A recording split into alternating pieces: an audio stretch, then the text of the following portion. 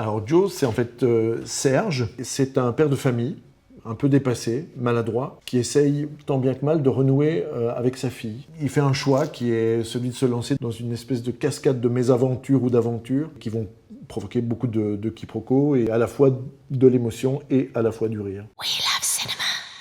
L'idée d'Yvan était de travailler sur une relation en petit cercle, en petit groupe, sur des choses essentielles. Et oui, effectivement, la famille est essentielle. On était en pleine période Covid, on a compris à quel point ça pouvait nous manquer. Et ça nous a porté, quelque part, pour exacerber ces relations familiales ou amicales, puisqu'on pouvait plus se voir. On a compris à quel point c'était important, oui, et à quel point parfois on pouvait faire des bêtises. On parlait de maladresse tout à l'heure, un personnage un peu maladroit, c'est un personnage qui se cherche, qui manque de confiance. J'en sais quelque chose, je suis Carolo, d'origine à moitié italienne, italo-belge, on ne sait pas trop à quoi on appartient. On est dans un milieu où on se choisit une amitié, où on veut appartenir à quelque chose parce que c'est nécessaire, parce qu'on est des animaux comme ça. Et ce personnage qui est plutôt seul, qui s'est choisi une amitié comme point de sociabilisation, ce restaurant dans lequel il chante pour donner un peu de plaisir aux gens. Il fait partie des murs, il fait partie des décors, mais quelque part il s'en satisfait. C'est cette satisfaction qui est aussi parfois un frein à pouvoir sortir de ce carcan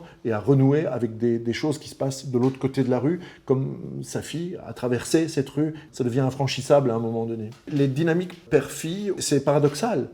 Puisqu'on a le besoin et l'envie de les voir partir, et en même temps le désir de les garder encore un peu près de nous. Et ici, il y a un gap qui s'est creusé de plus en plus grand entre sa fille et lui. C'est ce Rubicon infranchissable qui prend de plus en plus de place et qu'il a laissé filer, qui a fini par lui causer des problèmes de confiance, au point que ça devenait impossible de les relier, cette fille avec qui il a dénoué, impossible, sauf dans l'esprit d'un ami à lui qui lui souffle une idée rocambolesque qui fait tout le propos du film. La gageure du film, et c'est ce qui lui en donne toute sa saveur, c'est ces alternances de scènes drôles, décalées. On aborde toutes les formes de comédie, aussi bien la comédie de mots que la comédie de situation. C'est cette alternance qui fait vraiment le sucre du film. Et en tant qu'interprète, c'est vachement intéressant à jouer parce qu'on tape sur des notes d'interprétation dont on sait pertinemment bien qu'elles seront interprétées autrement par le spectateur qui, lui, a des éléments que les personnages n'ont pas au moment où ils vivent ces situations. La collaboration avec les gars était chouette parce Yvan nous a mis dans une situation où nous pouvions improviser. Donc on était obligés d'être à l'écoute. Comme on se connaissait plus ou moins, on a beaucoup travaillé sur la complicité, même si les conditions étaient un peu compliquées à cause de la situation. Alors je sais que c'est un peu banal de dire oui, non, c'est super bien entendu, mais c'est vrai qu'on s'est vraiment amusé à créer les relations entre les personnages sur la partition qu'on avait à jouer en nous permettant d'improviser. Chanter, ça a été le plus grand défi.